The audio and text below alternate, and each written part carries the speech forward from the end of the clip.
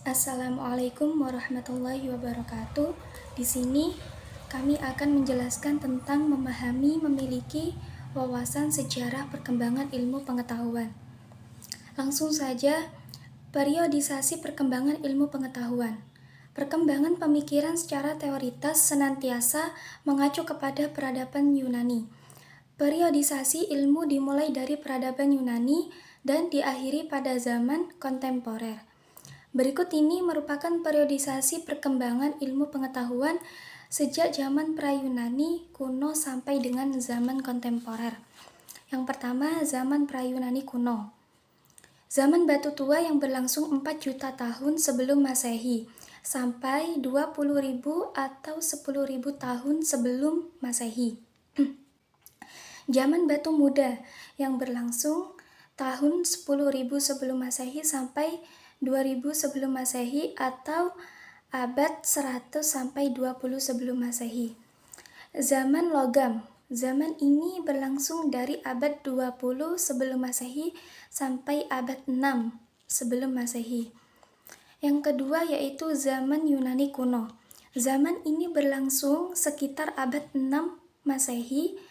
Zaman ini menggunakan sikap aningkuring attitude, yaitu suatu sikap yang senang menyelidiki sesuatu secara kritis dan tidak menerima pengalaman yang didasarkan pada sikap reseptif attitude min atau sikap menerima begitu saja.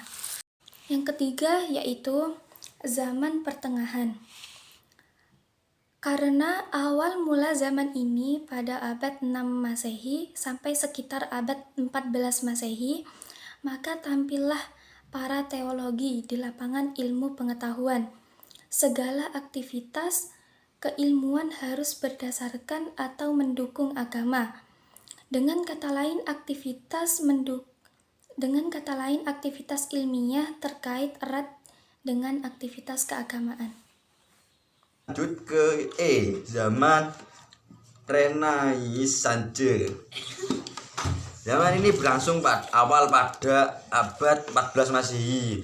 Jadi dari zaman pertengahan itu langsung disambung oleh zaman Renaissance sampai dengan abad 17 Masehi dan hanya bertahan 3 abad. Renaissance sendiri sering diartikan dengan kebangkitan, born up.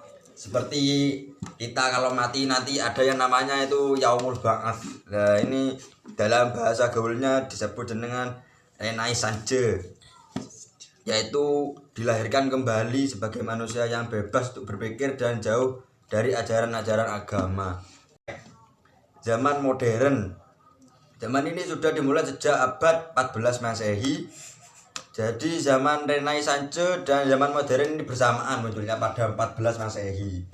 Zaman ini juga dikenal sebagai masa rasionalisme yang tumbuh di zaman modern karena munculnya berbagai ilmu pengetahuan.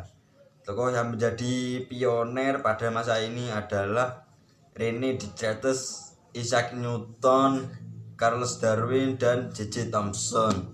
Yang terakhir, zaman kontemporer.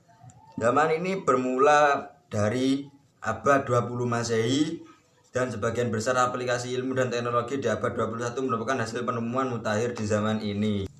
Seperti bidang fisika menjadi titik perkembangan ilmu pada masa ini. Materi mengandung unsur-unsur fundamental yang membentuk alam semesta. Cukup itu mungkin dari saya tentang presentasi filsafat ilmu pada hari ini.